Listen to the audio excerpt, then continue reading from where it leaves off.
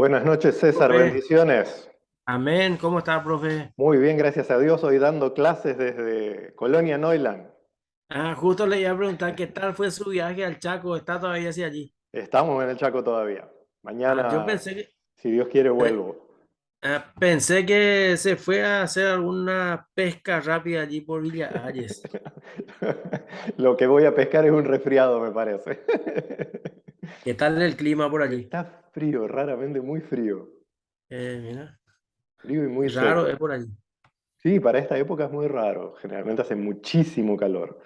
Pero Sí. bueno, nos agarró el fresquito acá y aquí andamos. Si Dios quiere, mañana ya estamos pegando la vuelta para volver a Asunción.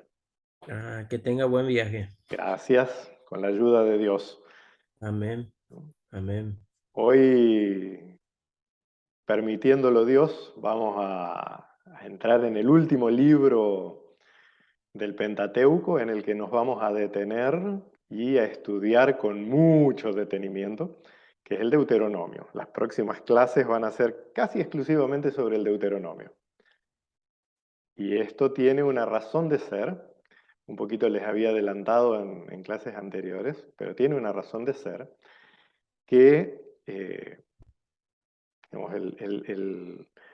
eh, el contexto teológico que pone el Deuteronomio, o sea, el tono teológico que pone el Deuteronomio a la Torá, es el que después va a inspirar, vamos a decir de cierta manera, o a moldear, mejor dicho, a moldear el mensaje de los profetas. El Deuteronomio, su mensaje central es la fidelidad a la alianza, y no como vimos, por ejemplo, eh, en las primeras clases vimos un poquito no la contraposición, sino la diferencia de tono entre la versión de los 10 mandamientos en Éxodo y la versión de los 10 mandamientos en Deuteronomio, por ejemplo. El de Éxodo es un texto muy legal, podría estar escrito, de hecho, varias gente no muy centrada ha querido poner los 10 mandamientos como leyes civiles en varios países, pero tranquilamente podría ser tomado así como está escrito y puesto como una ley civil. ¿Por qué? Porque está escrito en lenguaje eh, impersonal. No tendrás dioses ajenos delante de mí, ok, pero en general. En cambio, en Deuteronomio, estos mismos mandamientos pasan a tener un tono del tipo César, no vas a tener otro Dios. Andrés, no vas a andar queriendo matar a alguien. Toman un tono mucho más personal. La alianza no es algo en los cielos, sino algo que se hace cotidianamente en la vida. Entonces, cuando vienen los profetas y llaman cada tanto, o sea, ¿cuándo aparecían los profetas? Cuando Israel ya había degenerado, pero mal, ¿verdad? Y entonces, ¿cuál era el principal motivo de la predicación de los profetas? Dios nos amó, Dios siempre fue fiel, Dios mantiene la alianza, Dios nos rescató de la esclavitud en Egipto. Y miren ustedes, miren para dónde van. Entonces vamos a volver a la alianza. En ese sentido, Deuteronomio da un trasfondo a todo el entendimiento del pacto que tendría Israel a lo largo de toda su historia. ¿Sí? Especialmente después de las cautividades, tanto de Asiria como de Babilonia, donde los profetas interpretan que, eh, que esas deportaciones habían sido fruto de haber abandonado a Dios, ¿sí? No como lo entendemos hoy en día, un castigo directo, sino fruto, realmente. ¿Sí? Eh, o sea, en nuestra manera de interpretar la historia, muy marcada por dos vicios teológicos, uno es el catolicismo romano y otro el evangelicalismo norteamericano, que en el fondo no se diferencian mucho en el entendimiento. Son religiones de obras, de acuerdo a cómo vos haces, cómo vos te comportás, Dios te bendice o te maldice. Mientras que el entendimiento teológico de, de la Torá, principalmente, es que nosotros cosechamos frutos.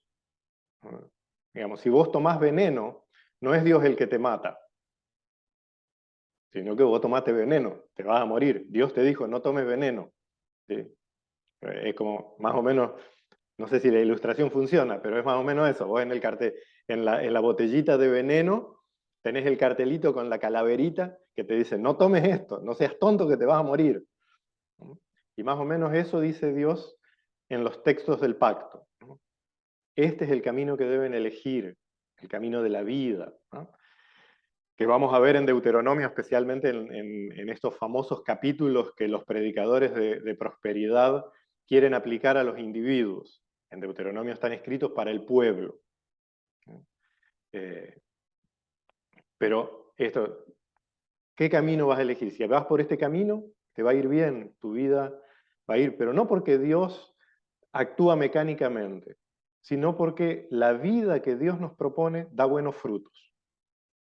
Y al mismo tiempo, vivir contrario a la voluntad expresa de Dios, no es Dios el que necesita castigarnos, no es Dios el que nos manda rayos y centellas desde los cielos, sino que recogemos los propios frutos de vivir en contra de lo que Dios dijo que era bueno. Profe, Sí, este principio sigue vigente. El principio, el principio sí. Si nosotros leemos 1 Corintios 10, por ejemplo, Pablo nos dice esto. ¿Qué es lo que dice Pablo? Fíjense en los ejemplos de las escrituras antiguas, ¿sí? Refiriéndose a las escrituras judías. Hoy en día eh, los cristianos somos llamados a hacer la guerra. sí, no quiero nomás ampliar un poco esa Claro, parte. pero te explico con un Sí, ejemplo. O sea, los cristianos somos llamados a hacer la guerra. Pablo dice, no, nuestra guerra ahora no es con carne ni sangre, sino con principados, potestades, bla, bla, bla. ¿No? Pero el sí. principio de las escrituras antiguas continúa igual. Cuando los israelitas estaban con Dios, ganaban la batalla. Cuando estaban sin Dios, los garroteaban. Bueno, nuestra lucha espiritual como cristianos es lo mismo. Si estamos con Dios, vencemos. Si estamos sin Dios, nos garrotean. ¿Ah? Y lo mismo el principio de alianza, porque según Hebreos, la alianza que Dios hizo con nosotros en Cristo no solo es eterna, sino que es perfecta. Entonces, el principio es todavía más puro. Dios nos dice, miren, en Cristo tienen todo.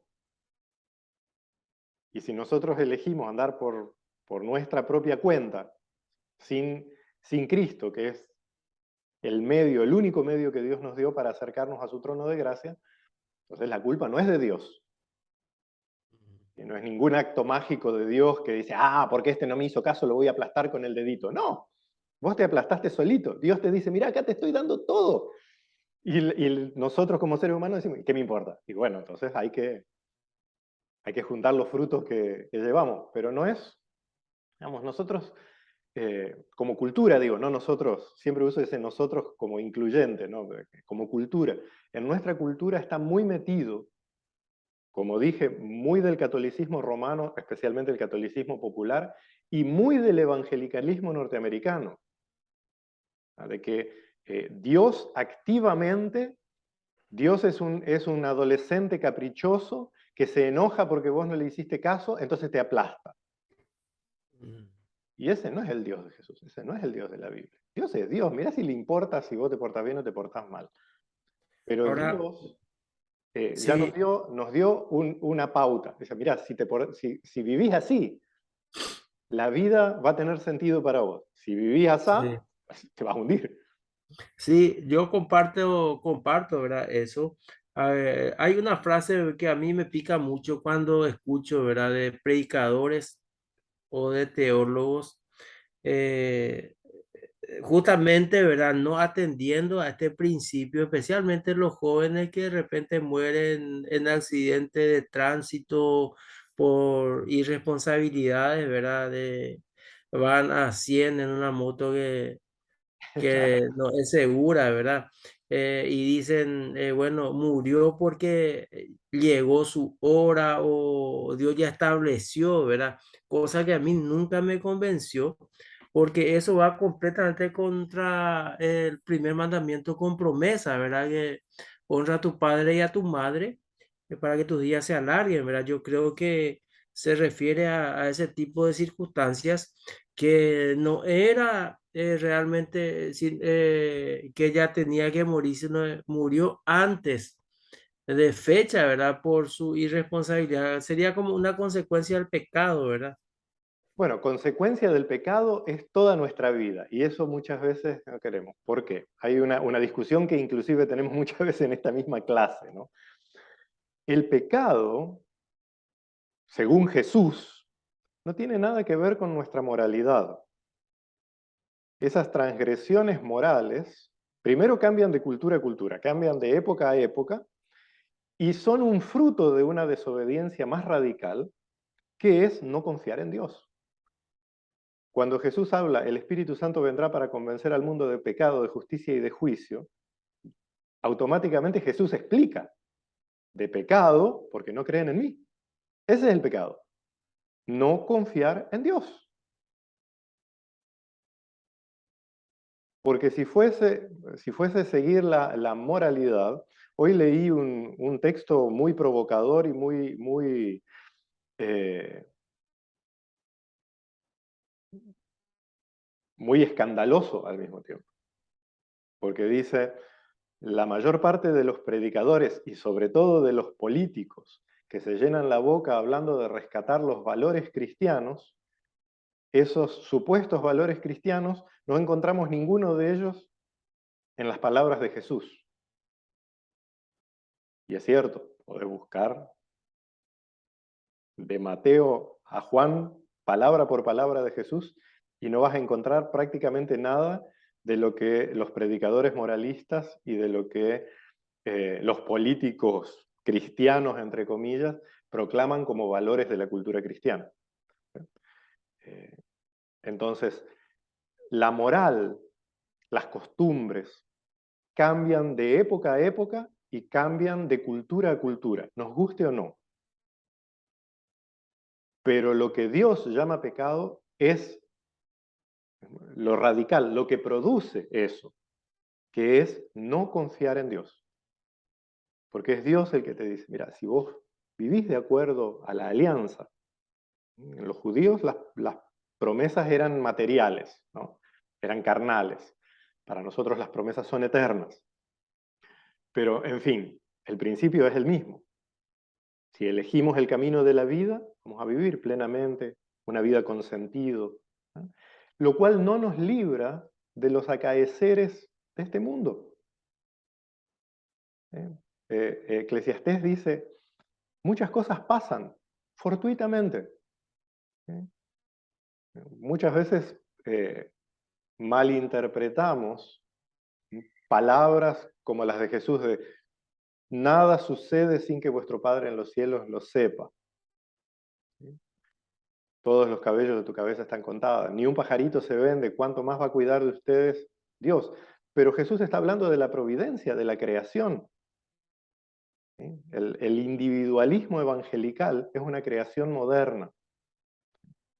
A veces nos olvidamos que Jesús jamás fue cristiano. Jesús era judío. Y los judíos, ni antes ni ahora, jamás pensaron en términos individuales. Cuando un judío confiesa pecados, por ejemplo, tenemos muchas fórmulas. En la Biblia ni siquiera necesitamos el culto judío actual. En la Biblia misma están las confesiones de los profetas, las confesiones de Moisés. Nadie dice, ay, yo, Andrés, hice tal cosa. No. Todas las confesiones son iguales. Hemos pecado, nos hemos alejado de ti, hemos sido infieles a la alianza, hemos andado en pos de otros dioses. Para el israelita, los pecados, así como las bendiciones, son siempre corporativas. Y cuando leemos el Nuevo Testamento nos damos cuenta de que para la iglesia primitiva era exactamente lo mismo. Yo, o sea, muchas veces uso esto como ilustración, pero las palabras de Caín, ¿acaso yo soy guardián de mi hermano? Y la respuesta implícita de Dios es sí. así.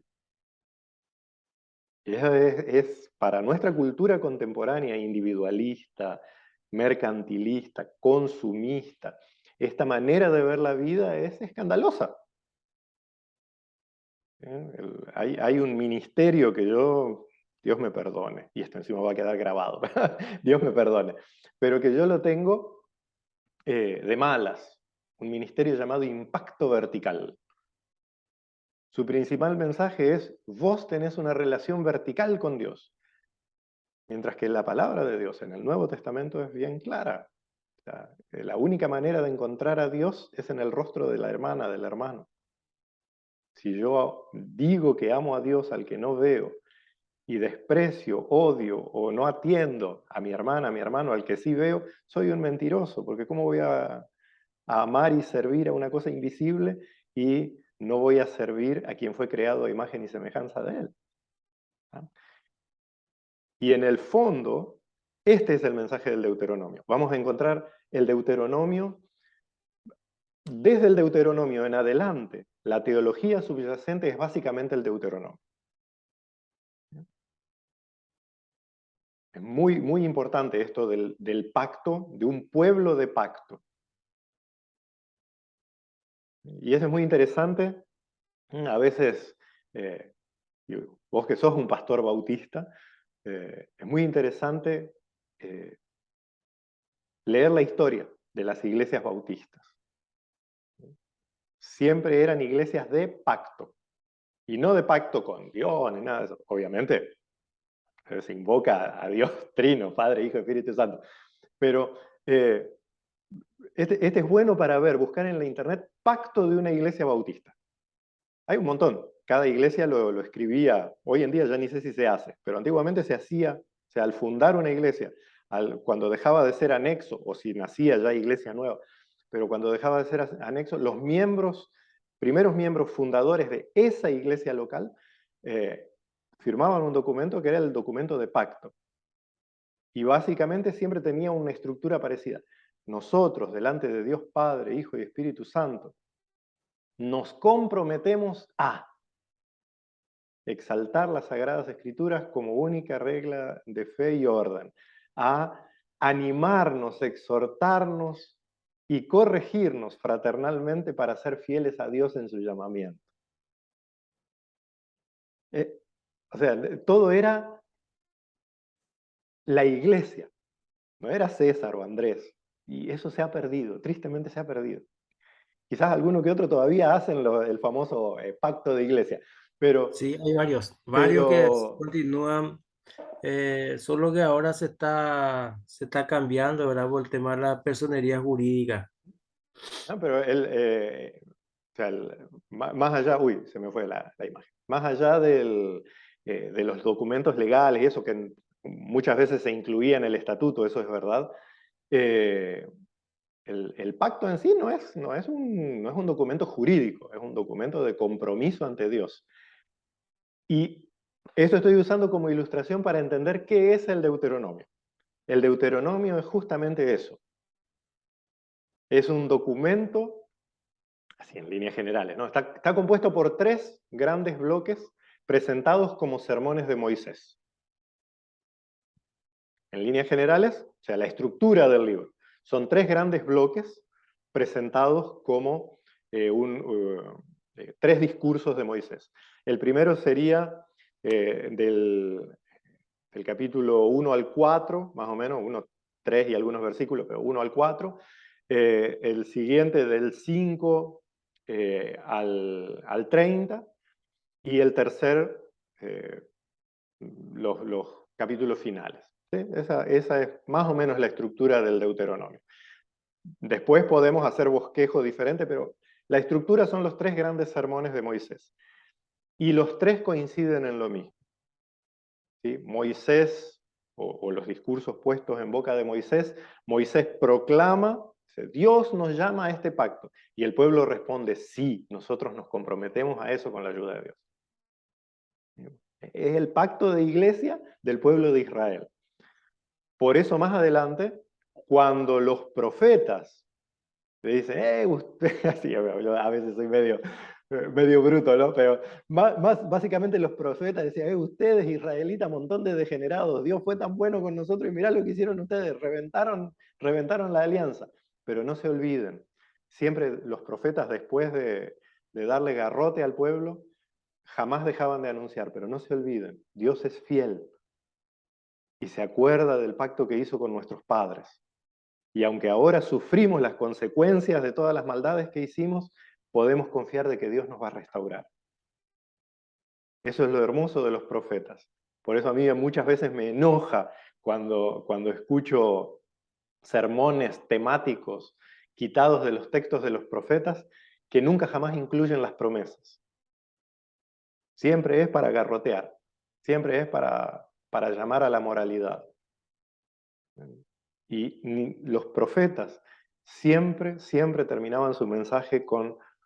¿sí? Mirá Isaías, por ejemplo, es el mensaje más deprimente que vas a encontrar. Si vos leés Isaías atentamente, te deprime. Mal, porque Isaías dice, sus obras no sirven para nada, son como trapo de inmundicia. Ustedes no valen nada. Dios los quiere echar de acá, ustedes no sirven, son infieles, son mentirosos. No es que Dios no los quiera salvar, pero el pecado de ustedes hizo una muralla entre Dios y ustedes son... O sea, lees Isaías y te querés tirar a un coso. Pero ¿cómo empieza el capítulo 40 de Isaías? Consolad, consolad a mi pueblo, dice el Señor. El tiempo de su prueba ya ha pasado, viene Dios y los va a curar.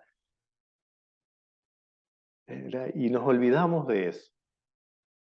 Los profetas, y esa es la razón que vamos a dedicar mucho tiempo al Deuteronomio, retoman una y otra vez la alianza deuteronomista. ¿Sí? Obviamente, siempre llaman a la Torá, pero como mensaje siempre vuelven al Deuteronomio. ¿Por qué? Porque el Deuteronomio es la ley, no en lo alto de los cielos, no escrita en tablas por el dedo de Dios, sino predicada, compartida y aceptada por el pueblo. Y ese mismo espíritu de alianza, de promesas y de advertencias, como preguntaba César recién, como ley ya pasó. En Romanos 10:34, el fin de la ley, ¿sí? Y no es el propósito, sino el fin, el final de la ley es Cristo. Entonces, como norma aplicable, ya no es nuestro pacto. Pero eso significa que el Antiguo Testamento no tiene ningún valor para nosotros. No, bueno, igual esto vamos a dejarlo para las últimas clases de este semestre, trata sobre eso. Pero en pocas palabras podemos decir, ¿cómo no va a tener valor? Nos sirve justamente por los principios. En 1 Corintios 10, Pablo nos habla de esto, ¿no? ¿Para qué nos sirven los ejemplos de los israelitas, las batallas de los israelitas, las leyes de los israelitas, los tratos que Dios hizo con ellos? Para que en un ejemplo fácil de entender, porque es carnal, nosotros entendamos el pacto que Dios hizo con nosotros en Cristo Jesús, que es tan amplio y tan eterno que se nos escapa. Por eso en la escuela dominical siempre preferimos las historias del Antiguo Testamento. Son fáciles de entender. ¿Se entiende más o menos o me estoy yendo muy por las ramas? Sí, se entiende, profe, se entiende Punto. perfectamente. Entonces, ¿qué significa Deuteronomio? Vamos a adelantar un poquito. Ahora, espero que en la siguiente hora tengamos los compañeros. Les voy a dar un tirón de oreja por WhatsApp.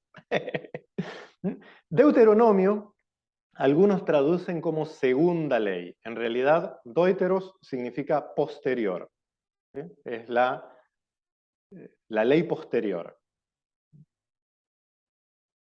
Recordemos, es un nombre en griego, ¿sí? Que viene después de la ley, o algo así, ¿sí?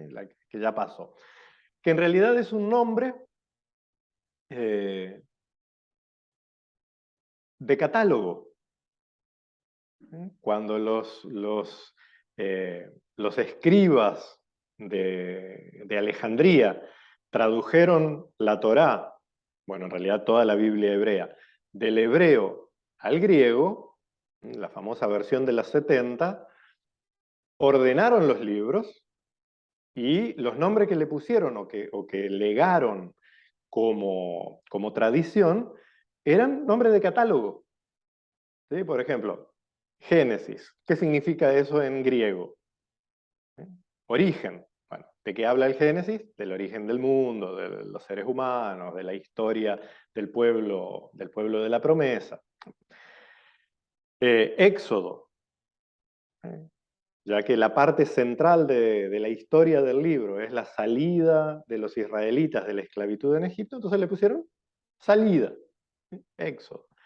El Levítico, el libro no se llama así, ¿sí? El libro se llama Vayikra, y Dios dijo, ¿no? Pero eh, los, los, eh, los que tradujeron al griego dijeron, bueno, pero esto habla del servicio sacerdotal, de las fiestas, de las leyes que se aplican a los sacerdotes y levitas. Entonces le ponemos Levítico. Y el cuarto libro, como, como habla de los censos y del conteo del pueblo antes de entrar en la tierra prometida, ¿sí? Allí en el desierto, le pusieron números. Y con Deuteronomio la lógica sigue la misma, ya que era el último libro de la ley, le pusieron el que está al final o después de la ley, ¿no? Entonces es un libro, perdón, un nombre para catalogar los libros y no para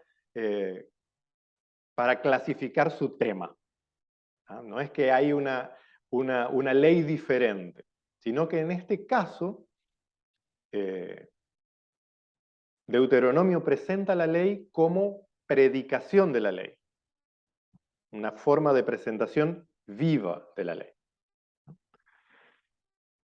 Como libro, la primera redacción del Deuteronomio se ubica cuando ya habían pasado más de 500 años de la experiencia o del encuentro de Moisés con Dios cara a cara en el monte.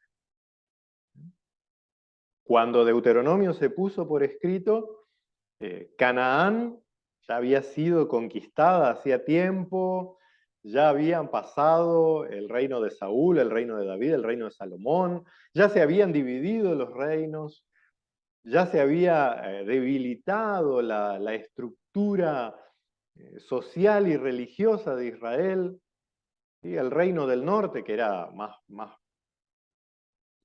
próspero en sentido económico, ya había dejado de existir cuando Deuteronomio se puso por escrito, y eh, en Judá, aunque aún no había caído el reino de Judá, eh, estaban en peligro de los imperios que lo rodeaban. Constantemente estaban allí. Aunque el territorio donde estaba el reino de Judá no era rico en recursos, o sea, no era atractivo para invadirlo por causa de saquear recursos, estaba, ¿sí? Sigue estando hoy en día, bueno, las guerras ya no se hacen como antiguamente, pero estaba en un lugar de gran importancia estratégica militar. Entonces los imperios que se estaban expandiendo, especialmente Babilonia, tenía a, eh, a Israel, perdón, a Judá, eh, entre la espada y la pared, ¿sí? Podemos ver este contexto en el cual surge el Deuteronomio como literatura escrita, podemos verlo en el libro del profeta Jeremías, que de hecho vamos a ver más adelante, pero es para ubicarnos en, en el contexto social, político, económico y religioso en el cual el Deuteronomio surge como libro completo, ¿no? Porque a veces está, como hablábamos en la semana pasada, ¿qué cosas buenas nos heredaron los teólogos liberales? ¿Eh? El conocimiento de cómo se fueron formando los libros. ¿Sí? Antiguamente la gente no escribía libros, no imprimía libros, ¿sí? Se mantenían en tradiciones orales dispersas.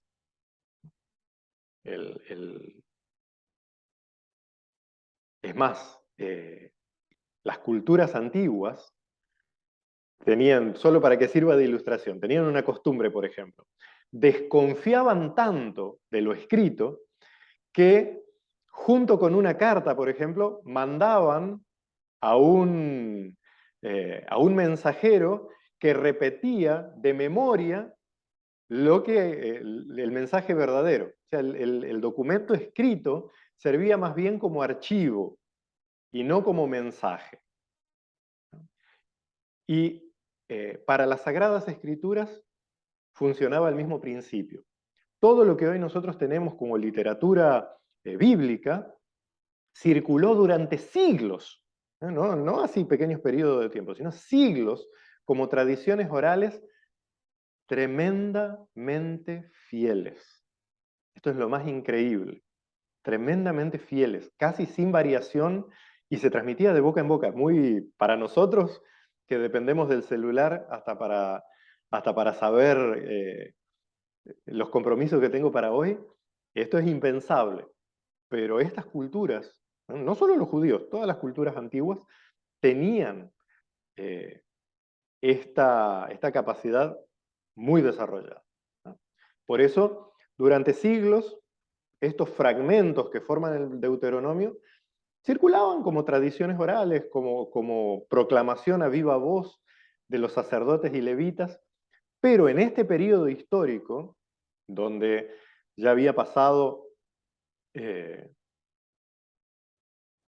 prácticamente toda la historia del Antiguo Testamento, ya había pasado, ya estábamos llegando casi a las puertas del exilio en Babilonia, los sacerdotes o los levitas deciden, eh, necesitamos mantener esto para el futuro, ¿sí? Para que el pueblo no pierda su identidad y sobre todo no pierda la memoria del pacto que Dios hizo con Abraham, con Isaac y con Jacob.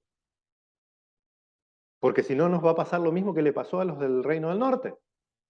Se los van a llevar, los van a mezclar con otros pueblos y ¡chau! ¿Sí? Van a tener los samaritanos. En este contexto es que surge Deuteronomio ya como un libro completo, como lo tenemos hoy en día. No tenemos manuscritos tan antiguos, o sea, de casi 3000 años de antigüedad, no tenemos, pero sí tenemos manuscritos muy antiguos y fragmentos, especialmente, de toda la Torá, pero de Deuteronomio, que es del que estamos hablando. Hay fragmentos y también rollos muy antiguos en los cuales no encontramos variación textual. El texto se mantuvo fiel, permanente, conservado, desde que se puso por escrito materialmente hasta el día de hoy. Entonces podemos estar seguros de que así como fue escrito, así lo tenemos nosotros.